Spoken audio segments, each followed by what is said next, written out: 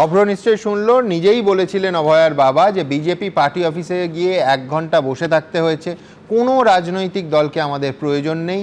কিন্তু আমার প্রশ্নটা হচ্ছে এই জায়গা থেকে 2.5 মাসের মধ্যে বরফটা গলালে কি করে অভ্র? দেখুন, তৃণমূলের একটা মহান থিওরি ক্লাস করলাম এক্ষুনি। থিওরি ক্লাস করে যেটা বুঝতে পারলাম সেটা হচ্ছে কয়েকটা জিনিস সাধারণ মানুষ, আপনারা যারা দর্শক, আপনাদেরকে মাথায় ঢুকিয়ে নিতে হবে। এক হচ্ছে ভুলে যেতে হবে, আর দ্বিতীয় হচ্ছে হারিয়ে যেতে হবে। আমাদের ভুলে যেতে হবে যে পার্কস্ট্রিট রেপকাণ্ডর পরে মুখ্যমন্ত্রী মমতা বন্দ্যোপাধ্যায় বলেছিলেন পুরো ব্যাপারটাই সাজানো। আরেকজন সম্মানীয় এমপি বলেছিলেন খদ্দের সঙ্গে যারা কাস্টমার তাদের মধ্যে একটা কিছু বাকবিদণ্ড হয়েছে, তার ফলে হয়েছে দরাদরি, বার্গেন শব্দটা ব্যবহার করেছিলেন।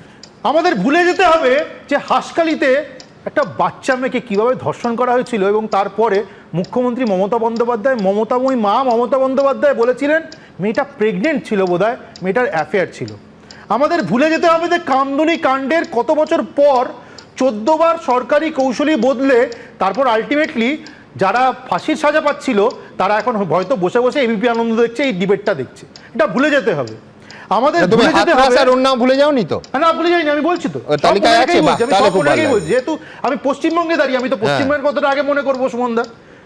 আর সঙ্গে কি ভুলে যেতে হবে, কোরিয়াও ভুলে যেতে হবে।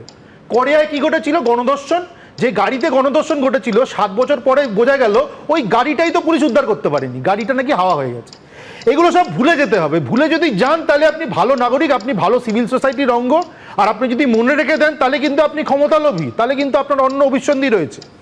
আর হারিয়ে যেতে হবে, আপনি তো সাধারণ মানুষ, আপনার বিরুদ্ধে যদি কোনো রকমের ঘটনা ঘটে, আপনি যদি ভিকটিম হন, আপনি কিছুদিন পর হারিয়ে যাবেন, আপনাকে মানুষ আর মনে রাখবে না।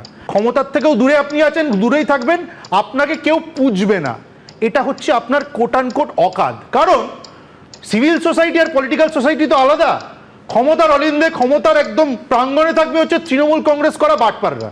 তারা ক্ষমতায় থাকবে, তারা রেপ হবে, জায়গায় জায়গায় বাটপারি হবে, চুরি হবে, চিটিংবাজি হবে, চাকরি চুরি হবে, আরো 2 নম্বরই হবে, কিন্তু ক্ষমতায় তারা থেকে যাবে। আপনি ভিকটিম, আপনি হারিয়ে যাবেন, আপনি ভুলে যাবেন।